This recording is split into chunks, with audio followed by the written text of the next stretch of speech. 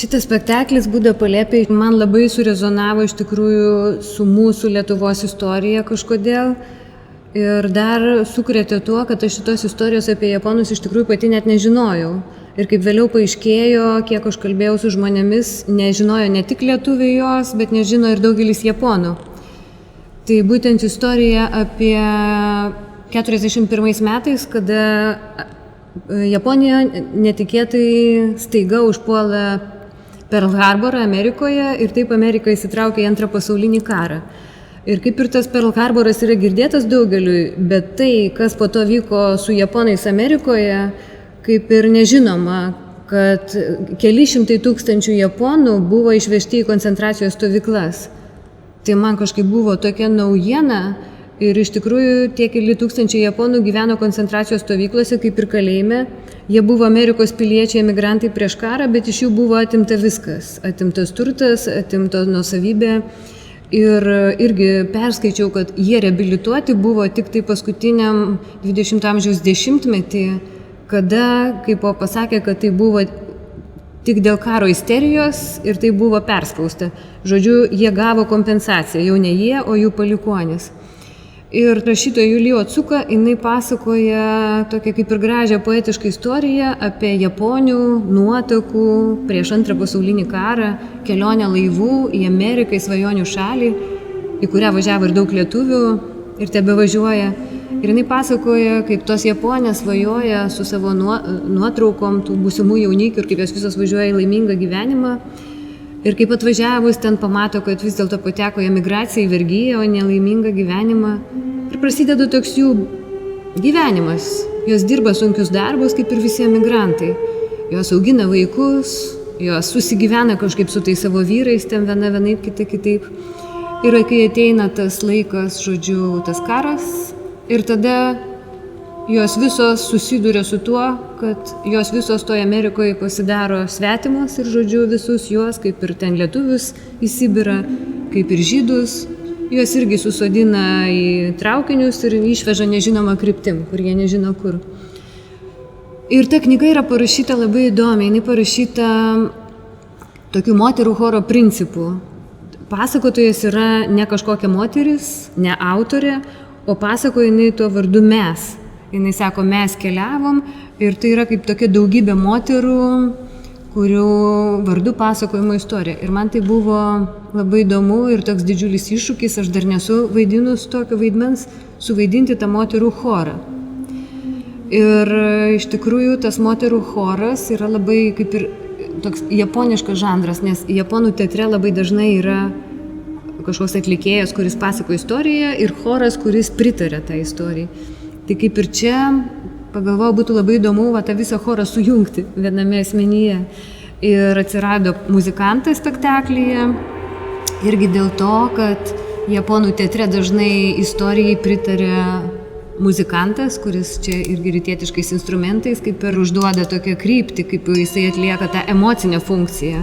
Ten būgno dūžiai ar fleita, kaip ir jie suvaidina tokį kaip ir savotiškas nebylus partneris, yra muzikantas.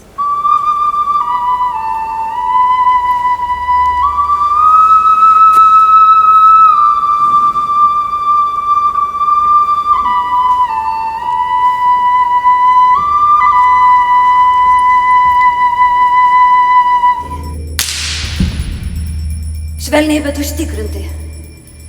Pasakyk man, jeigu skaudės.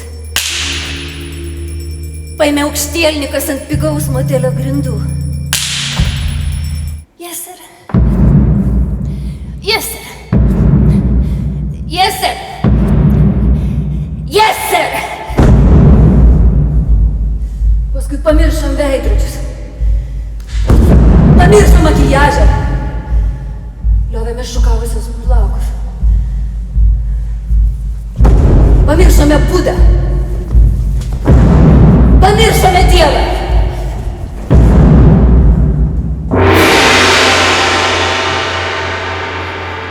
Maniau, kad mano siela mirė. Sudėtingas turbūt kūrinys ir labai gilus kūrinys, kuris mane pakankamai sužavėjo ir paskatino dalyvauti šitame spektaklyje.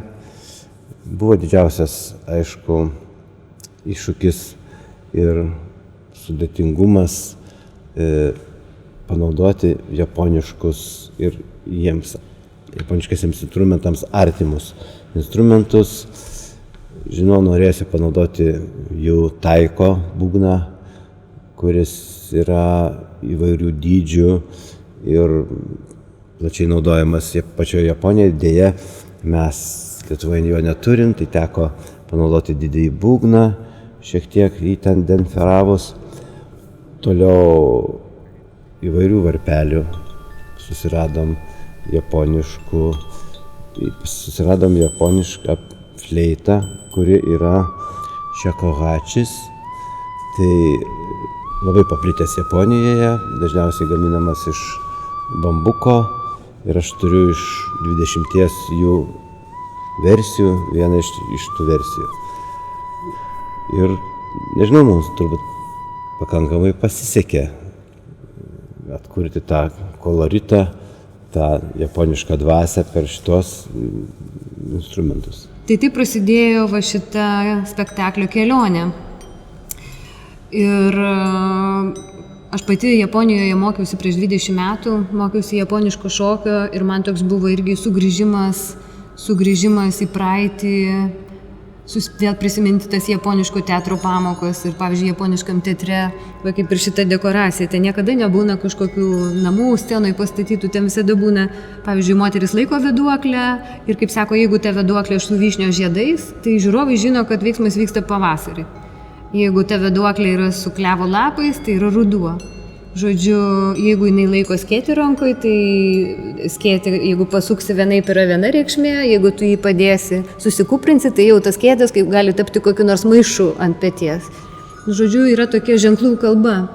Ir mes su Sigute Mikalauskaite choreografė irgi nutarėm pakartoti tą kelionę į Japoniją. Man tai buvo kelionė į praeitį ir nuvažiavom pas savo mokytoją į šokių studiją, kaip ir pasikartotų pamokų. Ir šitam spektaklį daug yra iš tos kelionės, nes mes iš tikrųjų žiūrėjom tas jų moteris ir tos žingsnelius tų moterų. Ten atrodo, vat, japonai tokie jie yra žmonės labai labai jautrus, labai labai mandagus, o iš kitos pusės kiekviena savyje nešioja ten tokį užtaisą. Ir kai Japonė ten ar Japonas pratrūksta, tai už tai ir visi kovų menai yra japonų. Žodžiu, jie tokie dvilypiai labai ir šitam spektaklį panaudojam, kad tas yra visiškas sukauptumas žmogaus, o kartu yra visiška aistra. Kai jinai atsiveria, tai tada Japonė gali rėkti, daužyti indus ir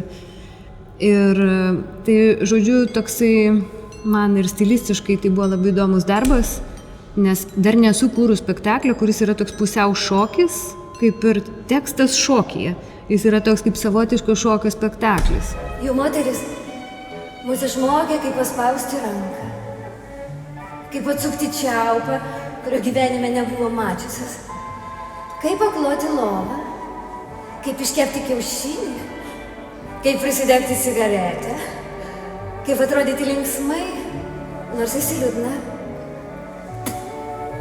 kaip išvalyti lūpdažių dėmę ant vyro baltinių, net jeigu ta dėmė ne mūsų.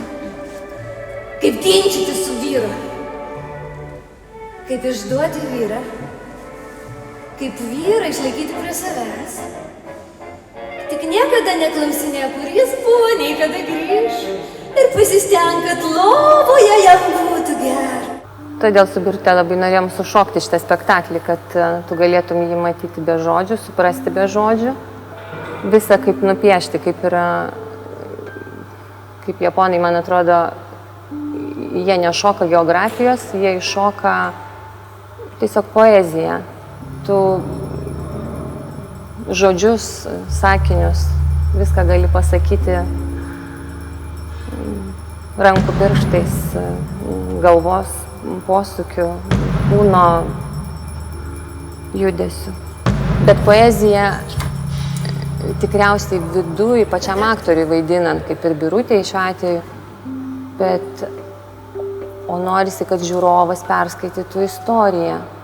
Tai kad tas susijungtų, kad tu nepapasakoji lyg atpasakojimą, bet tai būtų, kad įdedi savo tiesiog visas istorijas tarp eilutinės, kurių tu niekam negali pasakyti, negali